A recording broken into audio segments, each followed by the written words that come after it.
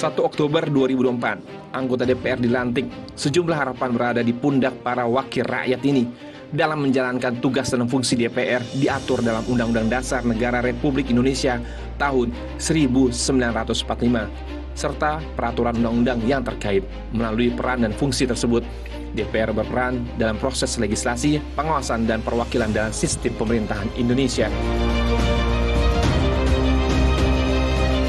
Hasil Litbang Kompas menunjukkan peningkatan kepuasan masyarakat kinerja DPR periode 2019-2024. Hasil Litbang Kompas menunjukkan kepercayaan masyarakat pada DPR di angka 62,6%. Ketua DPR RI Puan Maharani mengakui masih banyak kekurangan dalam pelaksanaan tugas konstitusional lembaga legislatif selama periode 2019-2024.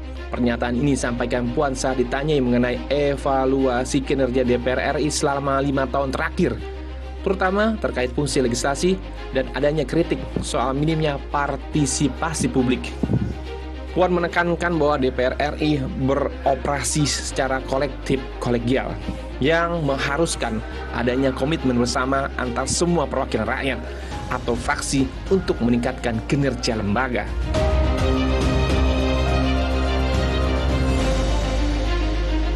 Puan menjelaskan, proses legislasi tidak hanya melibatkan DPR, tapi juga pemerintah.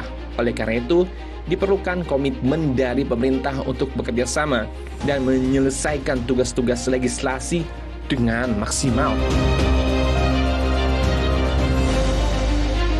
Peneliti dari Forum Masyarakat Peduli Parlemen Indonesia atau Formapi, Lucius Karus mengungkap, DPR RI periode ini baru menyelesaikan 27 perancangan undang-undang dari total 259 RUU yang ditetapkan dalam prolegnas. Jadi 27 baru sekitar 10% yang bisa diselesaikan DPR dari target prolegnas 5 tahun. Ini nilainya cacat buruk. Menurutnya, DPR periode 2019-2024 memiliki kinerja terburuk sepanjang era reformasi. Bukan hanya dari sisi kinerja legislasi, tapi kinerja DPR RI 2019-2024 dari fungsi pengawasan anggaran juga tidak memiliki prestasi menonjol. Lucius mengatakan, di akhir periodenya DPR juga semakin menjauhkan kepercayaan publik dengan membuat RUU yang kontroversi dan tidak berpihak ke masyarakat.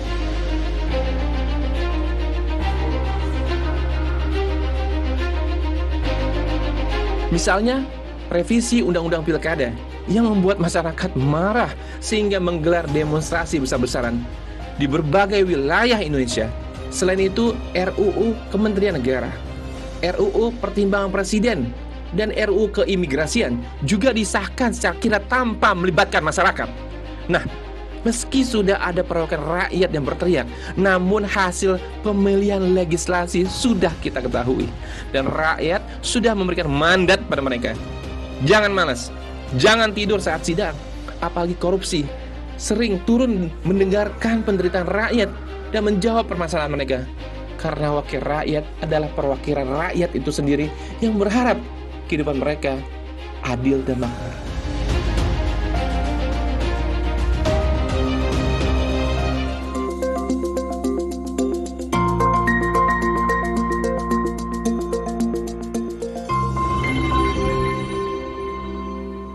Pemirsa, untuk membahas editorial pekanan kali ini telah hadir bersama kami Wakil Pemimpin Redaksi Garuda TV, Virgandi Pariyudantoro. Selamat malam Mas Gandhi. Malam Ali. Ya Mas Gandhi, ini bentar lagi dilantik para wakil rakyat nih, 1 Oktober mendatang. Ini masyarakat pastinya akan menaruh harapan pada wakil rakyat ini karena mereka yang mewakili masyarakat. Gimana pandangannya ini?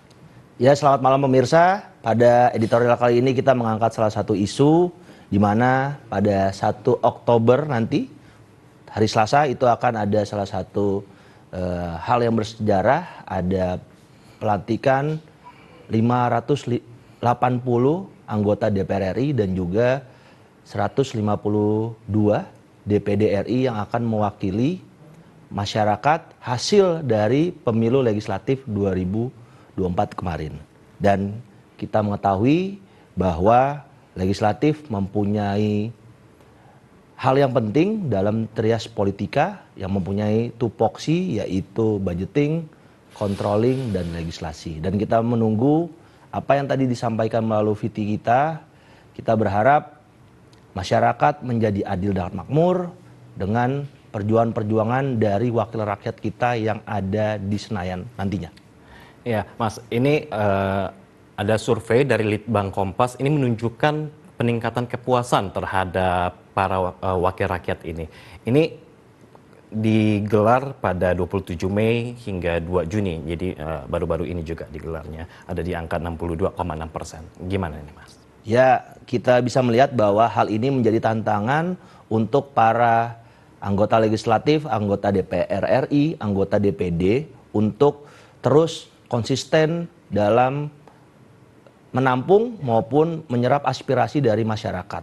Dan juga kita mengetahui bersama melalui survei dari Litbang Kompas bahwa posisi khususnya untuk DPR RI itu masih ada di bawah TNI, Polri, DPD. DPD berada di atas DPR RI, di Kejaksaan dan Mahkamah Agung. Dan kita menunggu gebrakan dari para wakil rakyat, bagaimana dia bisa menjawab ini. Hasil surveinya yang tadi mungkin di angka 62 bisa lebih baik lagi. Mungkin ini yang menjadi tantangan dari mereka untuk 5 tahun ke depan. Ya, Mas, kemudian ini dari Ketua DPR RI sendiri, Puan Maharani, ini dia menyatakan sebuah statement bahwa masih banyak kekurangan dalam pelaksanaan tugas konstitusional lembaga pada 2019 hingga 2024, terutama soal minimnya partisipasi publik. Ini gimana nih, Mas? Ya, memang dalam membuat undang-undang ataupun rancangan undang-undang, memang di situ ada pengajuan dari pihak parlemen atau DPR RI dan juga pihak pemerintah. Dan juga dalam pembahasannya dan lain-lain itu mempunyai masukan dari publik di sana. Akan tetapi sudah ini menjadi tantangan untuk kedepannya, bagaimana partisipasi publik kedepannya itu bisa lebih baik lagi, bisa meningkat. Dan ini menjadi tantangan bagaimana parlemen bisa mengakomodir agar masyarakat atau partisipasi publik itu menjadi lebih meningkat lagi di masa yang akan datang. Itu merupakan tanda tangan buat mereka ke depan. Ya, Puan juga mengatakan bahwa proses legislasi ini kan bukan hanya di DPR ini juga kan melibatkan pemerintah.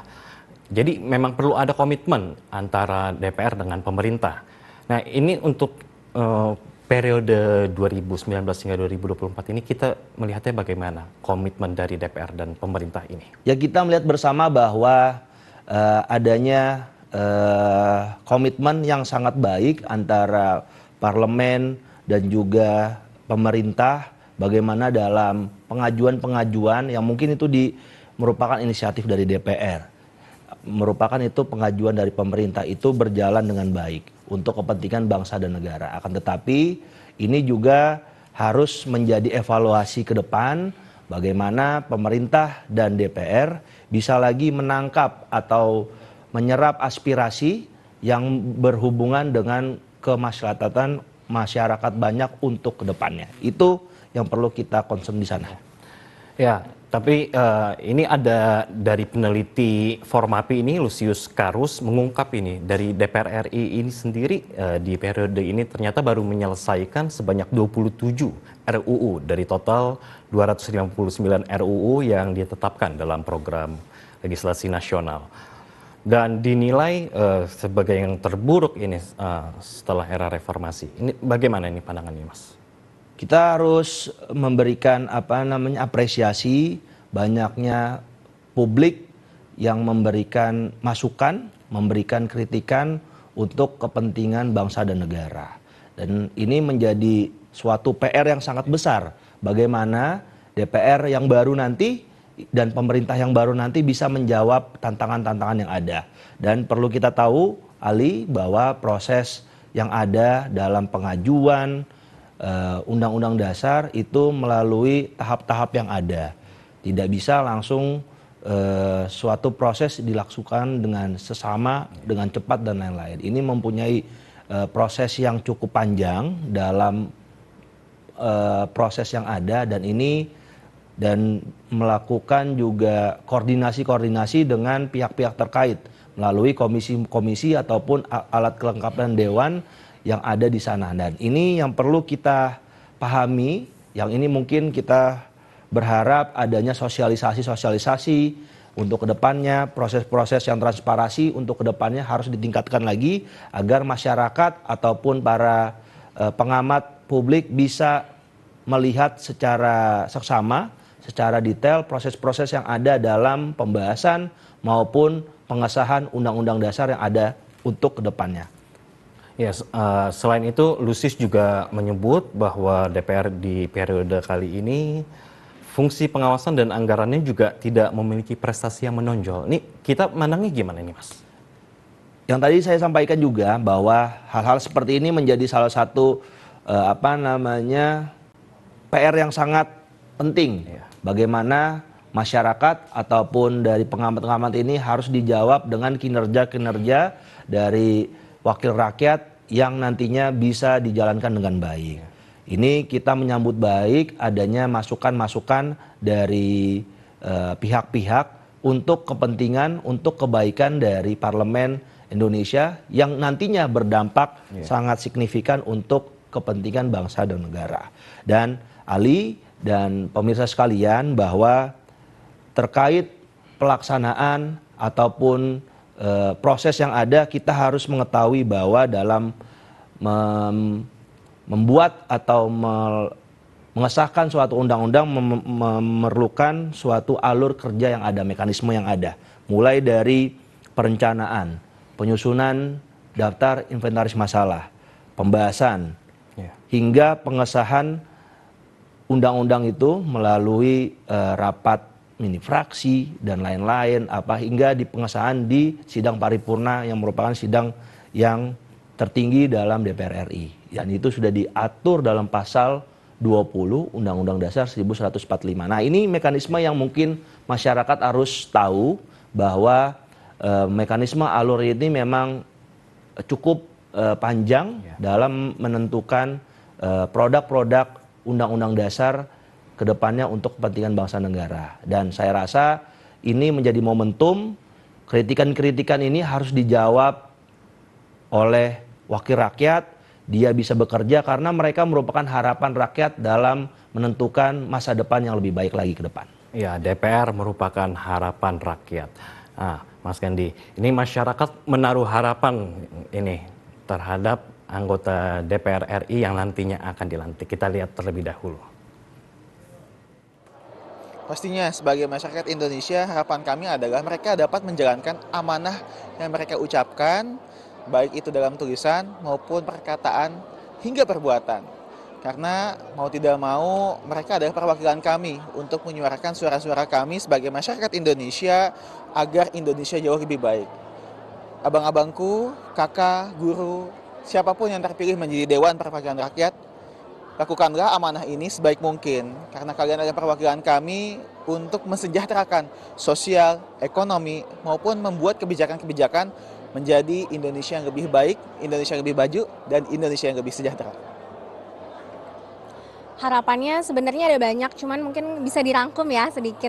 Yang pertama itu pastinya karena DPR adalah perwakilan masyarakat, perwakilan rakyat, jadi seperti namanya, ya harapannya bisa selalu mendengarkan suara rakyat. Suara rakyatnya juga gak cuma didengerin lalu tidak diimplementasikan, tapi harapannya bisa dilibatkan masyarakatnya dari berbagai kelas, dari kelas rakyat miskin, rakyat menengah ke bawah, lalu kelas menengah, lalu menengah ke atas, kelas atas, itu semua harapannya dilibatkan dalam perencanaan, kemudian dalam diskusi, dan dalam pengambilan keputusan juga. Jadi masyarakat ini nggak kaget kalau misalnya ada peraturan baru atau ada aturan yang tiba-tiba gitu. Dan ya harapannya bisa transparansi sama semua kebijakan yang akan dibuat.